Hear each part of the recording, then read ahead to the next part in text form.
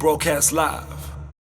Understood that, and every time someone said that to me, I was like, nah, you don't understand. I got a plan, you know? But like, I really didn't have a plan. I thought like I would come to a plan at some point. But it's like I've always felt in any room of creatives of making music, I've always felt that my idea is the best one. Because not only do I know what I want to do, but I know what you should be doing. I know your story, bro. Yeah. I know exactly what people think about your thing. Yeah. You understand? And then there's this element of mine, and I know. And then like my idea gets chopped to like something else that's pretty much the same, still got the heart and the DNA of Yanga.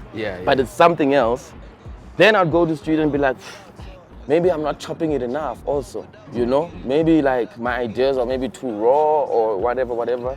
Only later did I realize that actually, like when I get into studio, I've got too many voices that are diluting my actual idea, because I always felt, just by looking at the mainstream successful Xhosa rappers, I always felt that there was an unfair bias against Xhosa rappers. Like Mutswako had its shine, Soweto rap did its thing, even Durban had its moment. And when you talk about Eastern Cape rap, it's like this artist and this artist and then that's it. You know? And I always felt like maybe it's because the people that are pressing the buttons upstairs in Joburg either don't understand the language, don't understand the movement, don't really mess with that whole thing. So I was like, I'm trying to be a Trojan horse. I'm trying to get in with, okay, yeah, nami, hola, and then inside I say, Xhosa, full attack. Out of nowhere. Yeah, but now I getting in, because I'm not lying, getting in, right? I'm being honest. So when I get in, I feel like whatever I had to do to squeeze in this door or whatever, I'm now this guy that's a squeezed in guy. And that's how I can move around here. That's what they accept, you know? So then I decided, let me go back to plan A, dude. I'm already inside, I've got nothing to lose, you know? I'm just gonna do this thing in Xhosa, and hopefully like non-Xhosa people will also help us add to the numbers in Joburg. And they did exactly that, bro. They just loved Xhosa. Like I was like, you guys tell me that. Could have been running. I think that though, even though you were giving away those songs, Joburg is also clicking. You were building your relationships by giving away. You know, it's like what Questa had. Questa had all the dope shit when we started, but no one was fucking with it. You know, I remember giving Switchy's tape, C Live, everybody was like, this kid is dope, but the whole cool clique wasn't fucking with it.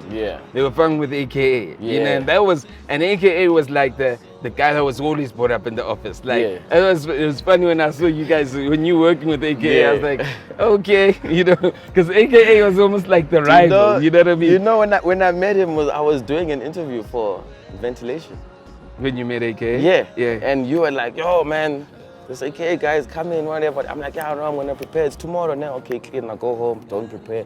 Come to the office. You never prepared. They for call shit. And say, yo, this man is here. So this guy was a bad employee. Yeah, I was a terrible employee. Fucking terrible. But I had heart, you know. So he pulled up, and I wasn't prepared, but he was so cool, though. Yeah, answering every question. You know, I'm just thinking of the next. I'm like, yo, this guy is cool. Shout out, thanks for the, you know, really like, okay. Was that for Ventilation? That was for Ventilation. The website?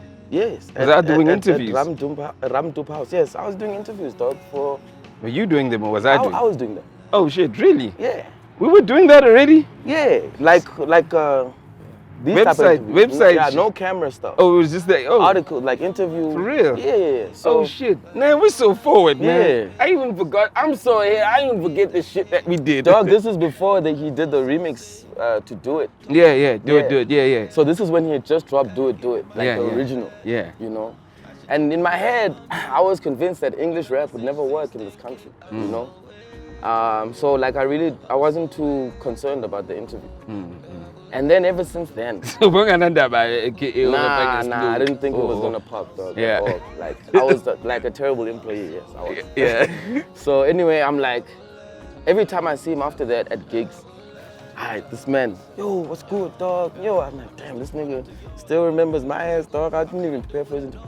But anyway, there was... I never even thought he would go blow. Yeah. But every time I saw him, I'm like, yeah, nigga. Like, you deserve it because, like, the energy that you had in that interview was... It even nullified the fact that I was a miss, you know? Yeah. But the one thing that I really liked about him was because when we used to go to all these gigs with you guys and all these events and all these other artists and what, I hated introducing myself to any of those guys. Yeah, because I didn't want to say I am the website administrator at ventilation.co. I don't want to say Sort of that. like you don't want to be the senior senior director, editor. senior editor, senior I space. always just want to say I'm Yanga Chief, the rapper. That's it.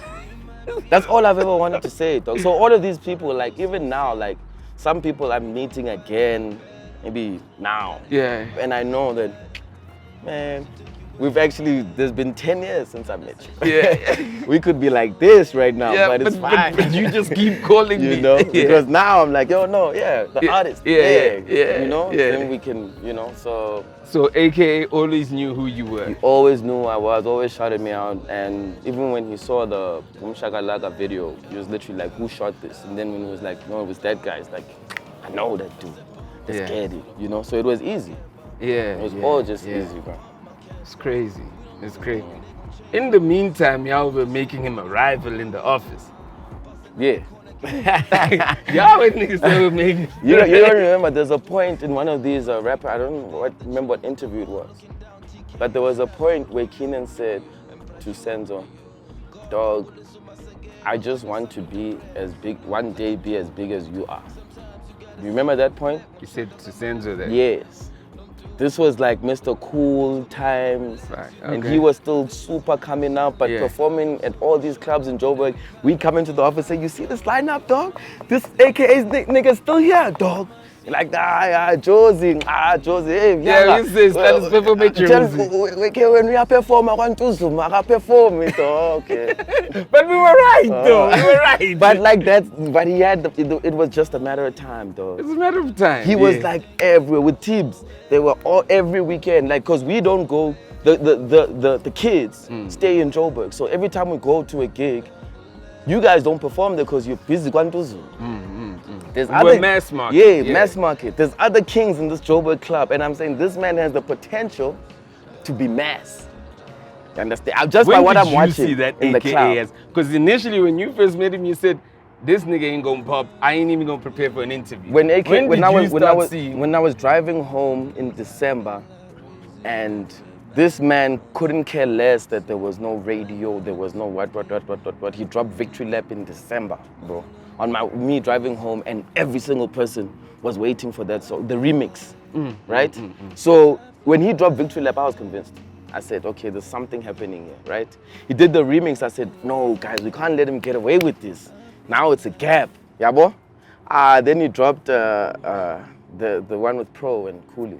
Like from then on, it was case closed. Oh, yeah. From then on, it was case closed. Because now he wasn't even just thinking about himself. He said, okay, let me go mass. Who's mass? He said, Pro, Cooley. Let's get it. Yabo? So he was gunning to be as big as Questa. That's the crazy shit. Yeah, he even said that, bro, one day, kid. And that's why they're still homies, dog, till today. Like, it's a long relationship. It goes all the way back. And you know what? AKA would sit there and go, you know your bosses are the ones. But it was y'all niggas that were creating the rivalry. We were like, yeah, like one and done the sharp. We didn't want to lose, bro. But that's the competitive nature of hip hop. Like, from when me and Nota were sitting, we were only better than those niggas because we had your machine. But you see, this is what I say. I always think that AKA ones go, yeah, you see, I'm like, yo, I wasn't competing with you, nigga. It's them niggas that you making songs with and shooting videos with. Well, nigga. We were telling you should have been competing with this man, dog. Questa this is the guy. It was Questa. I wasn't going to be competing with AKA. It was Questa. Yo, man, y'all should have given Questa R1 million. Y'all should have given him. Yo, man, that shit is crazy, though. Yo. You know. But nonetheless, man, you know, I mean, I just wanted to also just touch on, obviously, someone from East London sees the album and sees a song called Soweto. I mean, which really talks about how, like, Joburg has embraced you. So, yeah, that starts in the Eastern Cape, that song. In terms of me growing up and being a huge fan of Kwaito and knowing about this so-called place called Soweto, what I'm seeing when it's depicted is that it's one of the coolest places in the world, right? So I fall in love with a place I've never been to, like a Paris or whatever, but it's Soweto, it's in my own country, right? I go to Soweto and I'm like, man, this is like Queenstown, you know? It's the same type of people. It's not as dangerous as everyone said it was. It's not as violent, or, you know, it's like, I was so blown away by the fact that when I get there and I'm not from there, I'm still treated like everybody else, you know? Like, in Soweto, no one cares where you're from, dog. Like, it's a mixture of people, and there's also like Sowetans, but you can become that over time also, you know, it's like very fair. Yeah. So when I write the song, I'm thinking, if a Hollywood director one day comes and sees this amazing place and makes a movie called Soweto, then I think the mentality of South Africans will change a bit, you know, and we'll be more appreciative of something that we've created out of pain, really, you know? So my thing was like, for us, before the conversation comes from outside in, I think from inside out, it should be like us looking at Soweto as some sort of Wakanda, you know?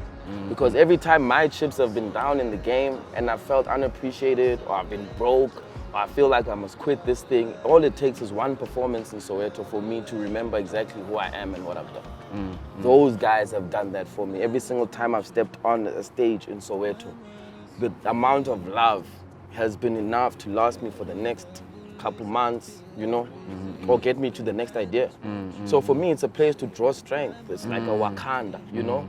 And in the song, I mention everybody because, like, I feel like either they've also experienced what I've experienced, or spent some time there, or they're from there.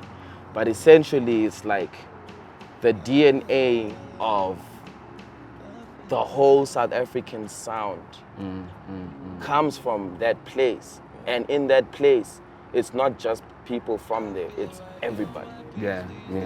So, I mean, in closing, you know, I think you mentioned like the Xhosa thing, and I was just saying the Xhosa rap. I'm feeling that we have, we now at a place where we can officially say that like Xhosa rap is I mean, I heard Anati, what he's doing, you know, I'm hearing you on the second joint in the album, you know, which for me there you kind of go in, you know. 200, yeah.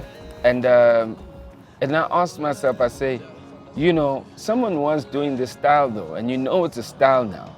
When I go, the third joint, I'm like, yo, I funny was doing this shit. Vase, yeah, I funny was doing this shit. yeah. But you see, you do it in your translation and it's comfortable. You super cool. Yeah. He's like super loud. You know, he does it well, the way he's doing it, you do it. And I'm like, so when you can start creating a variation of one style, sound, yeah. yeah, of a sound, yeah, sort of a sound, and everyone can fit, but they're using the same language. Yeah.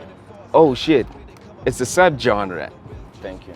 So I think the Xhosa thing is there's a subgenre that's developing. It just hasn't been given a name, like Motswako, like Kasi rap, you know. I don't know whether they're gonna call it the click rap, you know what I mean? That's wild. So I think there is a Xhosa subgenre happening in rap right now. And in the mainstream, I mean, like Ifani definitely pushed it out. I mean, you got guys like Reminiscent, they had been doing it, but it was always underground. But like in the mainstream though, what Anati's done, what you are doing, what Ifani literally, I think, really opened the door. Yeah. And I think that Ifani doesn't get the love he should, at least the acknowledgement he should be getting. The respect he deserves. The respect he deserves, Yeah. because when I start hearing what you're doing, and even when I hear what Anati is doing, because it's not like Ifani, but there's things that like Ifani was already doing, you know, where I'm like, yo, this shit is like, this nigga was already doing this, Yeah. but he was on his own, Yeah. you know? You never had like it was literally just him. It was literally just him. And weird thing is that I've never I've only seen Ifani like once in my life. Yeah. Like Yeah. back then. Yeah. You know, the second time I think I saw him was when I was also making music at the time. I think I dropped Outiam in 2015 freestyle, those times. I saw his car pull up, written Ifani GP, it's like an E-class. Yeah. That's the last time I ever saw Ifani, you know. And you're right in that he doesn't get the props he deserves, because I think also that whole Reds situation just wasn't really handled well, and he was the type of person where everyone was always looking for him to make a mistake, you know, because with the rap that was happening right there, he was almost like everyone accused him of being too much of the gimmick. You understand? And he was pioneering a style. But he was pioneering a style. He was being creative, because no one could care less about Xhosa rap before the crazy ideas that he came up with, you know, and he could always back it up. From Airway, you know, when he goes, you know what I mean? He always backed it up. Like when you met him in person, he was exactly the same guy, you know, like he's a bit of a funny guy. Yeah, he is, you know? he's a bit of... And I think people just might have misread that. He wasn't Joburg cool. Yeah. He was mass market cool though. Yeah. You couldn't touch him like across South Africa. Yeah. But he wasn't that Joburg aesthetic cool. And I think that though, you know, what you guys have done, you've literally kind of become a second gen, even a Nati to a certain extent. You're second generation of it, but like it's like integrated. He was like the raw. I always say like it's like Squatter Camp. We were like just rapping, but we weren't fashion. Yeah. You know, we couldn't give you both. Didn't have the feel time. Yeah, we couldn't give you both, because we were still trying to push the rap. We weren't going to push the clothing without the rap. You know what I mean? That was the priority. That's what needed to be pushed. Yeah. And I think that like, I mean, he hasn't lost his mind, but I mean, he's obviously gotten out the game. Yeah. But I think, and he's got a good mind, you know. But like, he was a pioneer. He was doing some shit. And I think like, well, the big lesson that learns starting from Kwesta to Ifani is that sometimes you're highly talented, and Kwesta, when he was starting, was highly talented, but like he wasn't Joburg fresh, you know. Ifani was doing well. It's not like he wasn't doing well, but he still wasn't Joburg fresh. And Joburg literally really is a perception. Joburg is a perception also. Hence the anxiety. At what point do you go from smoking to work and have good ideas and just be in your zone to it just being a coping mechanism of your anxiety? Because Joburg does not care, dog. You know, and when you put your heart out and people don't care, it does something to your mind, you know? It messes up your mind. So even Kwesta, like when he's drinking a case of Heineken, at what point does it go from like, this is just drinking, good times, making music, to a coping mechanism, you know? That's why I said in that song, like, smoking every day to bring the high. I know it's a nice guy to be, but am I really just like trying to survive what's going on in my head? Because sometimes I feel underappreciated or overlooked or what. Because I do know that my ideas are brilliant. Yeah, well, I find you say, nah, he lost his mind, whatever. That was always going to be a possibility for someone to come up with such crazy ideas that work like that. At some point, like, you know, it could go both ways. Sure. That's a risk. And you know, there's manifestation. It's like a double-edged sword. Because if you think positive, you can get positive stuff. But if one negative thought could just flip you over, and now like everything comes crashing down. How do you just stop yourself from thinking negative things? Just even when you're on positivity receiving, you need to still stay on positivity receiving. Because what negativity receiving, and you know, a small thing like, oh, they're hating on me because I'm receiving positive. Even that's a negative thought. That's a negative thought. That's gonna bring more of the haters. You understand? Like things that you don't want, because you're addressing them and you're saying, you see, now that's the environment. So a lot of people, like someone was tweeting me saying, no man, music is great, dog. You gotta go harder. This is your time, etc., etc. I'm saying I'm doing what my mind can handle right now. You know, my mind can handle this. That's why the rollout is like this. That's why I'm gonna do this next and this next. There's no point where I'm thinking, okay, now I gotta go at everybody in the game and prove my point and be the guy, because my mind, you know, is not that. Is not ready for that. It's not built for that. My mind is built to create things, you know, not to fight. You know what I mean?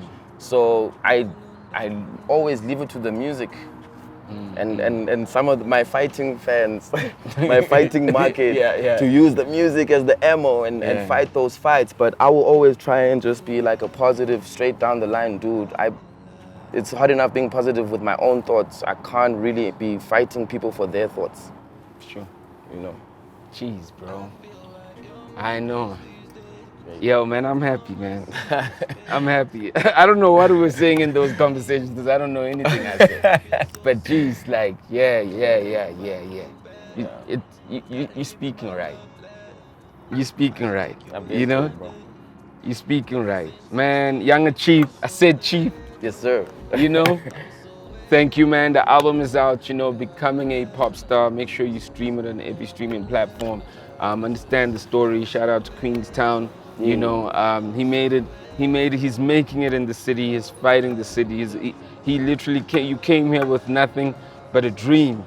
Yes, sir. You came with the. You know when they say $1 and a dream? Yes, sir. This guy came with the dream, and I know this because you came to me with a dream. Yeah. You came with a dream, and I guess being around me, you just was like, nah, that's not the dream. I gotta actually learn to create the dream. And that's where the power is, when you start learning to create the dream instead of being in the dream. You know what I mean? Yes, sir. That's how you can control your dreams. That thing of you saying, I can only take what my mind is ready for, that's you saying, I want to control the dream. I don't want to be controlled by the dream. You know? That's it, bro. Jeez, thank you, man. Thank you. I'm so happy, man. Thank you, bro. I'm so happy. And I still have never met your mother. You will. Yeah. You will. Yeah, we'll go to Queenstown one day. Where it goes down, Queenstown. Come on the 23rd of November. I'm doing something in Queenstown. Broadcast live